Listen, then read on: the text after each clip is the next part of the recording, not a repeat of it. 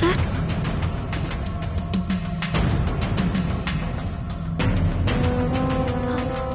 என்ன சார் இது? திடீர்னு ஜேக்கு 1 hour டைம் கொடுத்துட்டு போறான். இப்ப என்ன பண்றது சார்? இன்னும் 1 hourல நீங்க இங்க இருந்து வெளியே போகணும். என்ன சார் சொல்றீங்க? நான் எங்க போறது? எப்படி போறது? முதல்ல நீங்க எங்க போறதுன்னு முடிவு பண்ணணும்.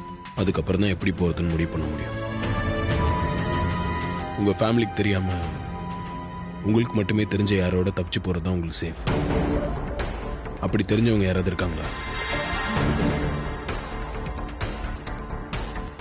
என் பாய் ஃப்ரெண்ட் ஒருத்தன் இருக்கான் சார். அவன் கொல்கட்டால தான் இருக்கான். அவனை பத்தி என்ன சேர்ந்த யாருக்கும் எதுவும் தெரியாத. சரி, முதல்ல அவருக்கு ஃபோன் பண்ணி பேசுங்க.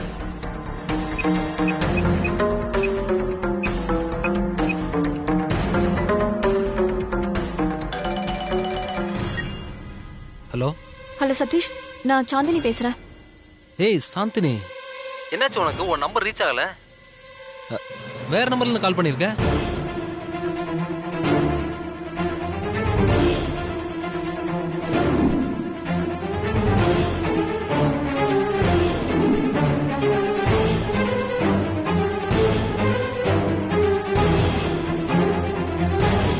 டோன்ட் வரி சாந்தினி, நான் இப்போ மும்பைல தான் இருக்கேன். நீ எப்படியாவது தப்பிச்சு நான் சொன்ன இடத்துக்கு வந்துரு. நாம 2 பேரும் கொல்கத்தா போயிடலாம். ஓகே சதீஷ், நான் உனக்கு அப்புறமா கால் பண்றேன். என் பாய் ஃப்ரெண்ட் சதீஷ் இப்ப மும்பைல தான் இருக்கானா.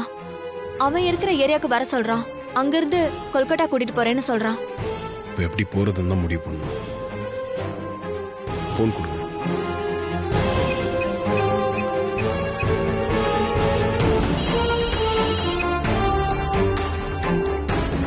சொல்லுங்க சார். அண்ணே, இன்னும் ஒரு 45 நிமிஷத்துல எனக்கு ஒரு வண்டி அரேஞ்ச் பண்ணி வெளியே நிறுத்த முடியுமா? ஓகே சார், ஏற்பாடு பண்றேன். ஓகேண்ணா. இன்னும் ஒரு முக்கியமான விஷயம், நீங்க ரெடி ஆனதுக்கு அப்புறம் எனக்கு கால் பண்ணாதீங்க, மெசேஜ் மட்டும் பண்ணுங்க. சரி சார், நான் மெசேஜ் அனுப்புறேன். ஓகேண்ணா, தேங்க்யூ.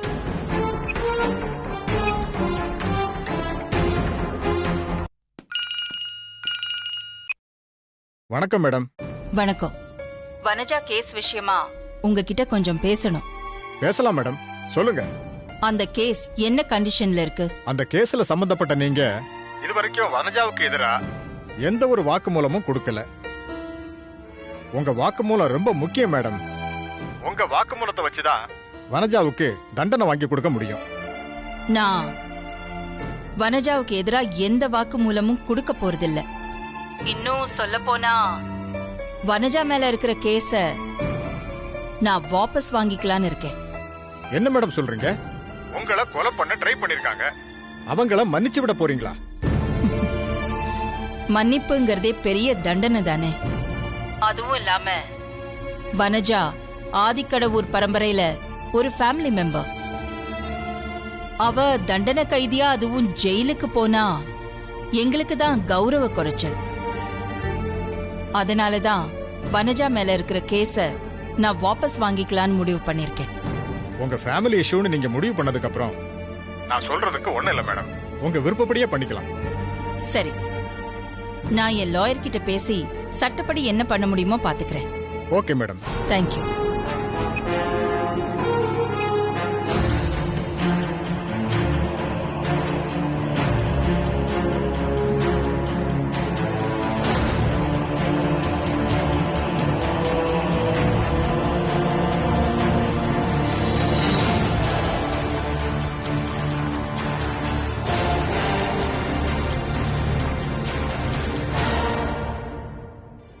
எலக்ட்ரீஷியன் கிட்ட இருந்து இன்னும் எந்த ஒரு மெசேஜும் வரலையே சார். இப்பதானே சொன்னோம், வெயிட் பண்ணலாம், பயப்படாதீங்க. என்னால நீங்களும் ஆபத்துல மாட்டிக்கிட்டீங்களே சார். ஜேகே கொடுத்திருக்கிற இந்த டைம்குள்ள நாம எதிர்பார்க்கறது நடக்கலைனா ஃபர்ஸ்ட் உங்களை கொன்னுடுவான். அதுக்கப்புறம் எப்படியும் என்னை தேடி கண்டுபிடிச்சு கையெழுத்து போட சொல்லி டார்ச்சர் பண்ணிடுவான் சார். நெகட்டிவா எதுவும் யோசிக்காதீங்க. கடைசி நேரத்தில் கூட எதனா மிராக்கல் நடந்து நமக்கு நல்லது நடக்கலாம். தைரியமா இருங்க.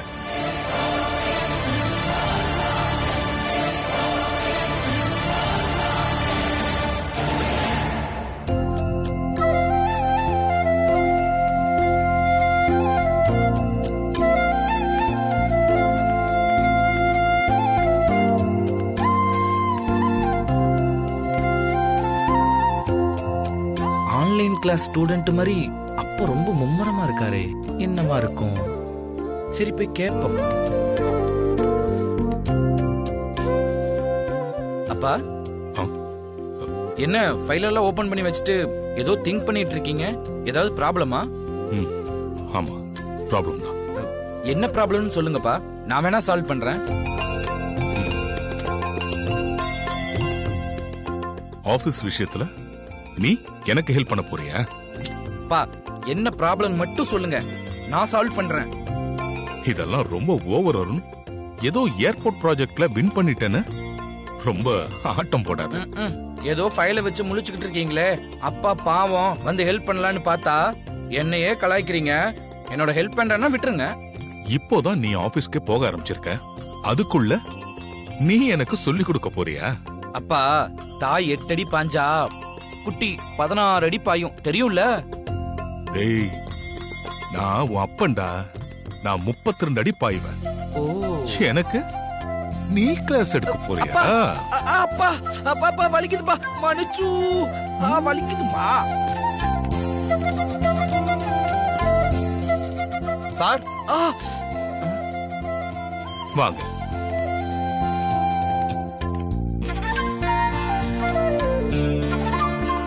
வணக்கம் சார். வணக்கம் சார். உட்காருங்க. Thank you sir. என்ன லாயரும் ஆடிட்டரும் ஒன்னா வந்திருக்கீங்க? ஏதாவது விசேஷமா? குடும்ப சொத்துக்களை பிரிச்சு டாக்குமெண்ட்ஸ் ரெடி பண்றதுக்காக வந்திருக்கோம் சார். என்னது, குடும்ப சொத்தை பிரிக்க போறீங்களா? ஆமா சார். இந்த விஷயம் அகிலாக்கு தெரிஞ்சா என்ன நடக்கும் தெரியுமா? குடும்ப சொத்துக்களை பிரிச்சு உங்களை டாக்குமெண்ட் ரெடி பண்ண சொன்னது யாரு? நான் தான் சொன்னேன்.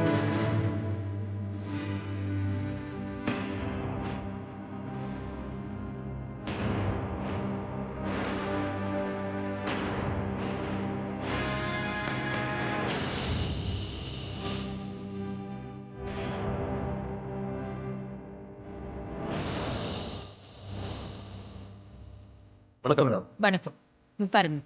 தேங்க்யூ.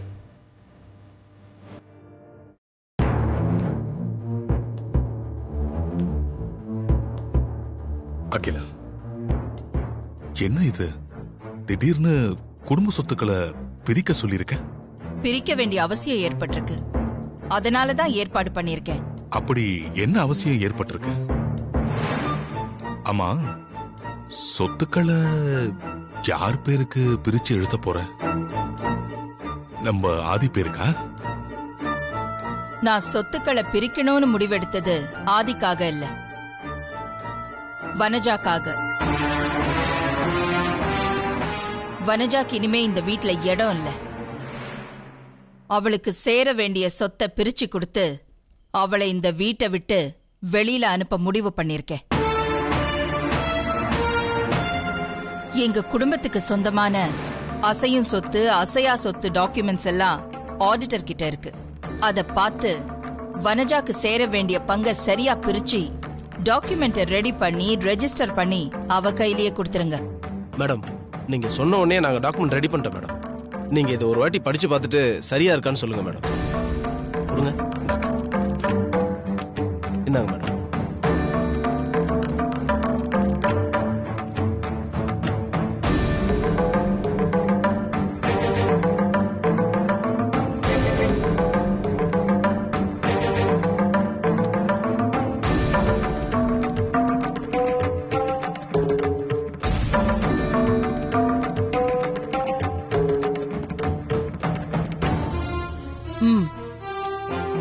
ஓகே, எல்லாம் கரெக்டா இருக்கு. இந்தாங்க. இந்தாங்க. கொடுங்க சார்.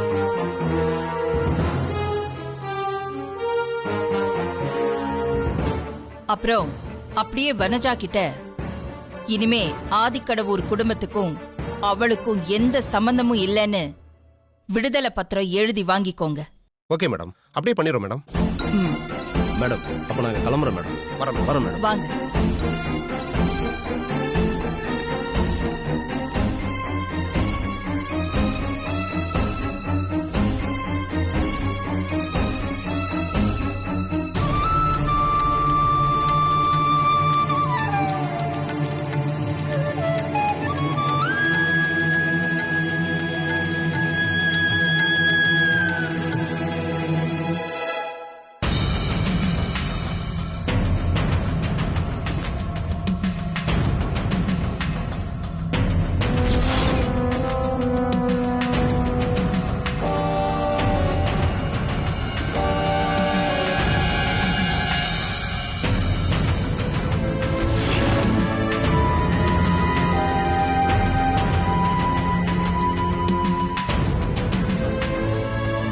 ஜெயிக்க கொடுத்த 1 hour டைம் முடிய போகுது.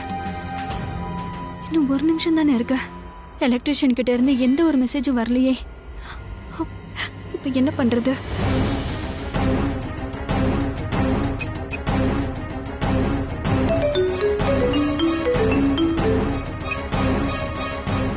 என்னடா அந்த சாந்தினி இருக்கிற இடத்த பத்தி அவன் சொன்னானா? அந்த ஆதி இது வரைக்கும் வாயை திறந்து எதுவும் சொல்ல பாஸ். அவன் டைம் முடிஞ்சிச்சு. அவன் கதையை முடிங்கடா. Okay boss. வாடா.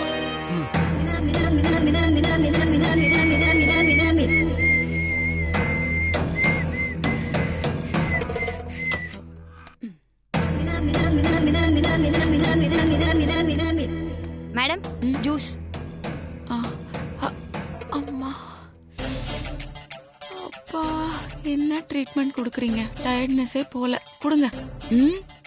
என்னது இவ்வளவு கொஞ்சமா இருக்கு? நான் சாப்பிட மாட்டேன்னு சொன்னப்பெல்லாம் சாப்பிடுங்க சாப்பிடுங்கன்னு கொண்டு வந்து கொடுத்தீங்க. இப்ப ஏதோ ஜூஸ் குடிக்கலாம்னு ஆசைப்பட்டா கிணறு வத்தி போன மாதிரி இவ்வளோண்டு குடுக்குறீங்க.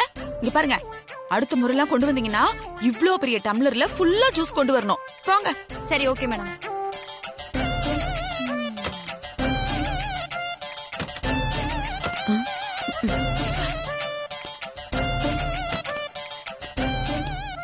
இப்போ உடம்பு எப்படி இருக்கு? முன்ன இருந்ததுக்கு இப்ப கொஞ்சம் பரவாயில்ல. ஏதோ சுமாரா இருக்கு. ஆனா அதுக்காக நீங்க உடனே என்ன ஜெயிலுக்கு கூட்டிட்டு போயிடாதீங்க. நான் 1 வாரம் ஹாஸ்பிடல்ல ரெஸ்ட் எடுத்துட்டு அப்புறமா வரேன். இப்போ நான் உங்களை ஜெயிலுக்கு கூட்டு போறதுக்கு வரல. நீங்க உங்க இஷ்டப்படி எத்தனை நாள் வேணாலும் ஹாஸ்பிடல்ல ரெஸ்ட் எடுக்கலாம். அத சொல்லிட்டு போறதுக்கு தான் வந்தேன். உண்மையாவா சொல்றீங்க? ஆமா. இதுல ஒரு கையெழுத்து போடுங்க. கையெழுத்தா? என்ன கையெழுத்து? உங்க மேல இருக்கிற கொலைகேஸ அகிலாண்டேஸ்வரி மேடம் வாபஸ் வாங்கிட்டாங்க. அதனால இனிமேல் நீங்க ஜெயிலுக்கு வர வேண்டியது இல்ல. இந்தாங்க கையெழுத்து போடுங்க. கொடுங்க.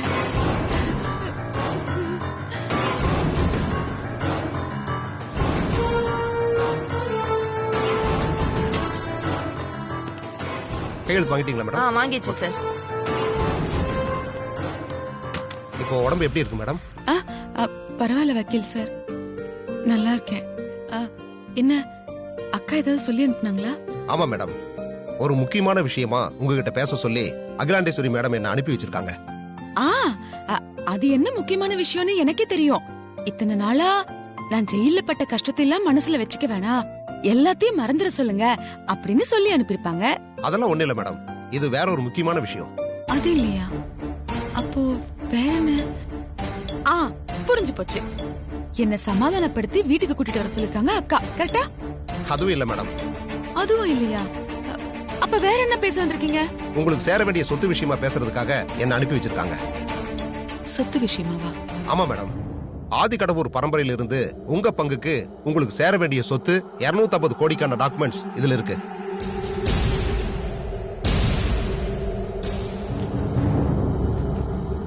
அப்படியே இந்த பத்திரத்துல ஒரு கையெழுத்து போடுங்க மேடம். இது என்ன பத்திரம்? விடுதலை பத்திரம். விடுதலை பத்திரமா?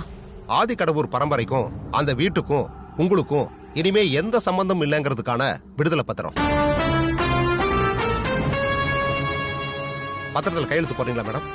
இல்ல, எனக்கு சொத்து வேணாம், எதுவும் வேணாம். எனக்கு என் அக்கா தான் முக்கியம். நான் உங்ககிட்ட பேசிக்கிறேன், நீங்க இதெல்லாம் எடுத்துட்டு போங்க.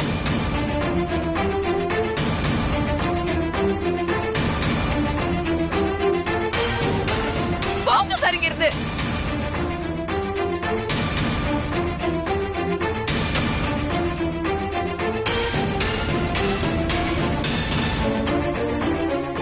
அகிலா, 250 கோடியா? எனக்கு மொத்த சொத்தம் வேணும் அகிலா. மெதுவா கழட்டி விட பாக்குறியா?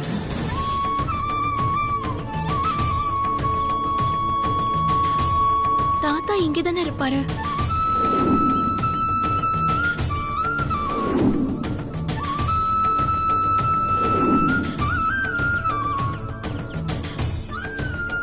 இந்த கோவில தானே இருப்பாரு. எங்க போயிருப்பாருன்னு தெரியலையே.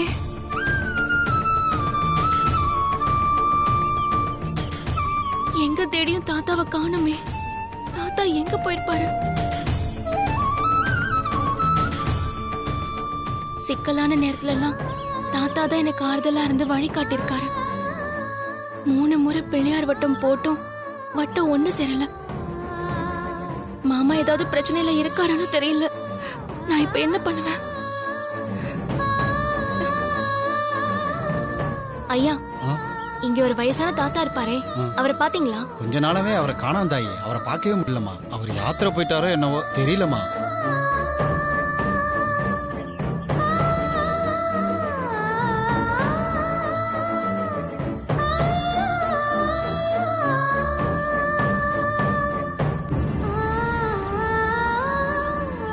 கடவுளே, ஒரு நாள்ல திரும்பி வந்துடுறேன்னு சொல்லிட்டு போன மாமா இன்னும் திரும்பி வரல. போன இடத்துல மாமாவுக்கு ஏதாவது பிரச்சனையானு தெரியல. பிள்ளையார் வட்டம் 3 முறை ஒன்னா சேராததுனால மனசெல்லாம் ஒரே பதட்டமாவே இருக்கு. மாமா நல்லபடியா திரும்பி வரணும், அதுவும் சீக்கிரமாவே வரணும். அதுக்கு நீதாமா அருள் புரியணும்.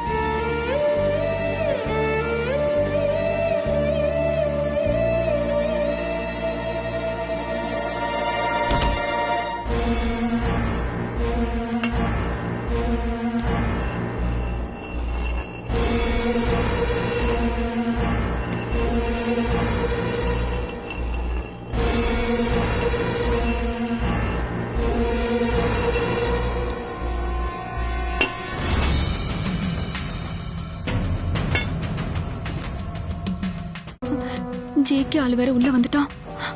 மெசேஜ் வரலையே, என்ன பண்றது? அந்த பொண்ணு இருக்கிற இடத்த சொல்ல போறியா இல்ல அநியாயமா உன் உயிரை விட போறியா?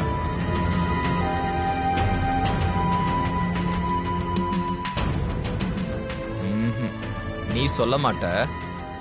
இன்னையோட உன் கதை முடிஞ்சது. சார், மெசேஜ் வந்துருச்சு சார். ஆட்டோ ரெடி, வாங்க போலாம்.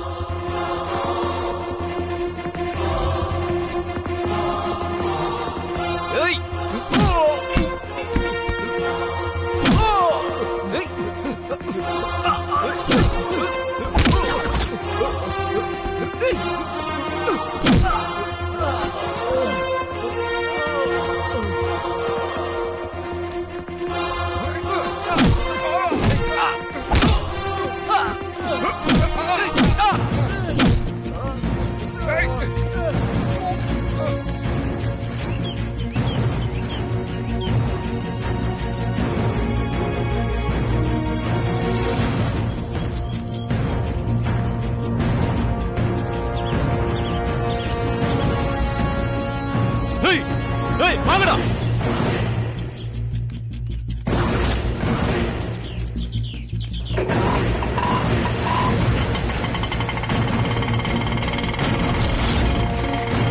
சீக்கிரம் வாங்கடா.